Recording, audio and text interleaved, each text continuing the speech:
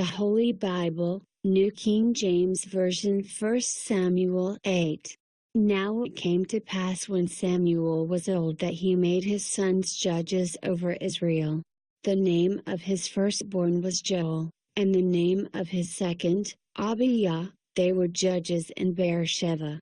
But his sons did not walk in his ways. They turned aside after dishonest gain, took bribes, and perverted justice. Then all the elders of Israel gathered together and came to Samuel at Ramah, and said to him, "Look, you are old, and your sons do not walk in your ways. Now make us a king to judge us like all the nations." But the thing displeased Samuel when they said, "Give us a king to judge us." So Samuel prayed to the Lord.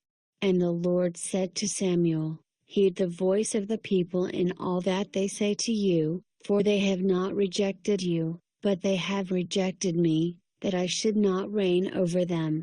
According to all the works which they have done since the day that I brought them up out of Egypt, even to this day with which they have forsaken me and served other gods, so they are doing to you also.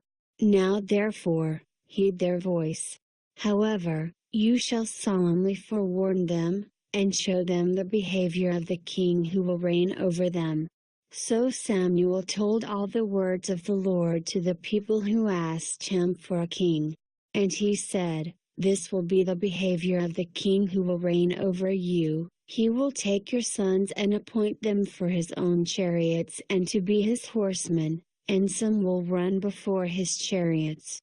He will appoint captains over his thousands and captains over his 50s, will set some to plow his ground and reap his harvest, and some to make his weapons of war and equipment for his chariots. He will take your daughters to be perfumers, cooks, and bakers. And he will take the best of your fields, your vineyards, and your olive groves, and give them to his servants. He will take 1/10 of your grain and your vintage, and give it to his officers and servants.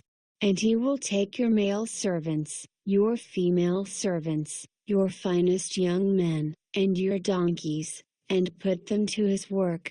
He will take 1/10 of your sheep, and you will be his servants. And you will cry out in that day because of your king whom you have chosen for yourselves, and the Lord will not hear you in that day."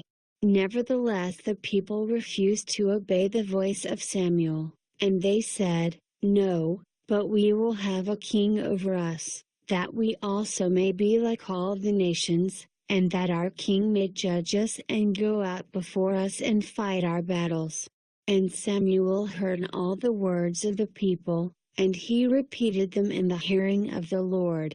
So the Lord said to Samuel, "Heed their voice, and make them a king." And Samuel said to the men of Israel, "Every man go to his city."